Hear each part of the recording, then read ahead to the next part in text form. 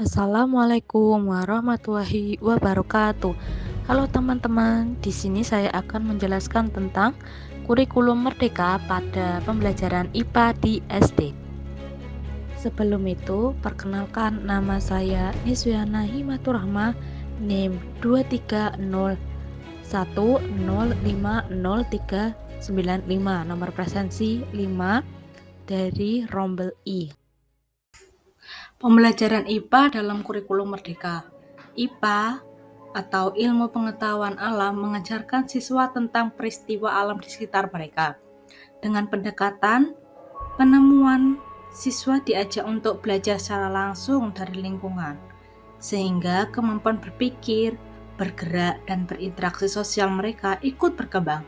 Dalam kurikulum merdeka, IPA digabung dengan IPS, ilmu pengetahuan sosial, menjadi mata pelajaran baru yang disebut IPAS. Penggabungan ini bertujuan agar siswa bisa memahami lingkungan alam dan sosial sebagai satu kesatuan yang utuh. Pembelajaran IPAS mulai diajarkan di kelas 3 dan kelas 4, fase B. Hal ini berbeda dengan kurikulum 2013 di mana IPA diajarkan secara terpisah dalam pembelajaran tematik. Kurikulum Merdeka Belajar. Kurikulum Merdeka implementasi kurikulum oleh satuan pendidikan harus memperhatikan ketercapaian kompetensi peserta didik pada satuan pendidikan dalam kondisi khusus. Implementasi kurikulum oleh satuan pendidikan dapat menggunakan kurikulum yang sesuai dengan kebutuhan pembelajaran peserta didik dan harus memperhatikan ketercapaian kompetensi peserta didik di satuan pendidikan dalam rangka pemulihan pembelajaran menurut Wiji Hatyati Syaifuddin pada tahun 2021.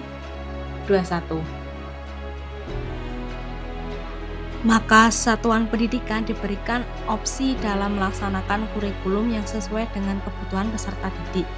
3 opsi dalam kurikulum tersebut yaitu kurikulum 2013, kurikulum darurat yaitu kurikulum 2013 yang disederhanakan oleh Kemendikbudristek, dan kurikulum merdeka. Kurikulum merdeka adalah kurikulum dengan pembelajaran intrakurikuler yang beragam di mana konten akan lebih optimal agar peserta didik memiliki cukup waktu untuk mendalami konsep dan menguatkan kompetensi.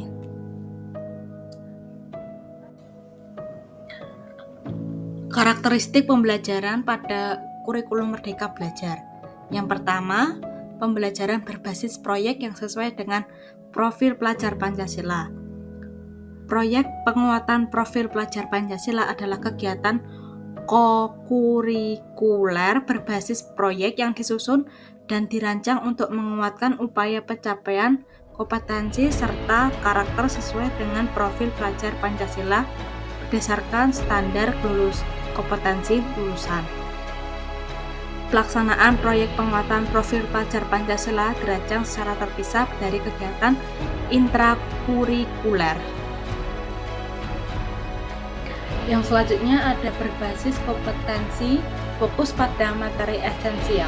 Pembelajaran berbasis kompetensi mencakup prinsip-prinsip yang ke-1 terpusat pada peserta didik, yang kedua berfokus pada penguasaan kompetensi, yang ketiga tujuan pembelajaran spesifik, yang keempat penekanan pembelajaran pada ujuk kerja atau kinerja, yang kelima pembelajaran lebih bersifat individual, yang keenam interaksi menggunakan multimetoda seperti aktif, pemecahan masalah, dan kontekstual.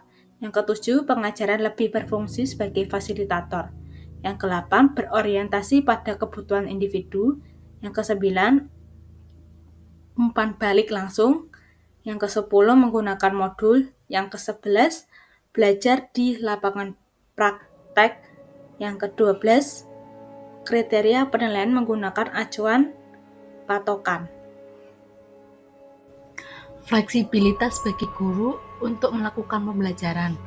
Fleksibilitas pembelajaran diperlakukan untuk membantu siswa memahami konsep-konsep dasar Adapun tujuan fleksibilitas dalam kurikulum tersebut adalah untuk menjadikan kurikulum lebih relevan dan siap merespon dinamika lingkungan dan beragam perubahan, serta untuk memberikan ruang untuk pembelajaran yang sesuai dengan konteks lokal dan kebutuhan siswa. Karakteristik pembelajaran IPA dalam kurikulum Merdeka. Karakteristik pembelajaran IPA dalam kurikulum Merdeka didasarkan pada dua elemen utama, yaitu elemen pemahaman IPA dan keterampilan proses Inugiri. Setiap elemen terdiri dari 4 cakupan, yaitu makhluk hidup, zat dan sifatnya, energi, pengaruhnya, serta bumi dan antariksa. Dalam metode pembelajaran IPA terdapat metodologi ilmiah yang dimana dari hal tersebut diharapkan dapat memiliki rasa keinginan tahunan yang tinggi, serta berpikir kritis dan analitis hingga mampu mengambil kesimpulan secara tepat. Keberhasilan pembelajaran IPA diukur dengan parameter yang dapat mempresentasikan tingkat kompetensi peserta didik dalam pengimplementasian pemahaman sains dan keterampilan ilmiah. Keterampilan proses sains yang dimaksud dalam hal ini adalah mengamati, mengajukan pertanyaan, mengajukan hipotesis, memilih dan mengelola informasi, merencanakan dan melaksanakan kegiatan aksi serta melakukan refleksi.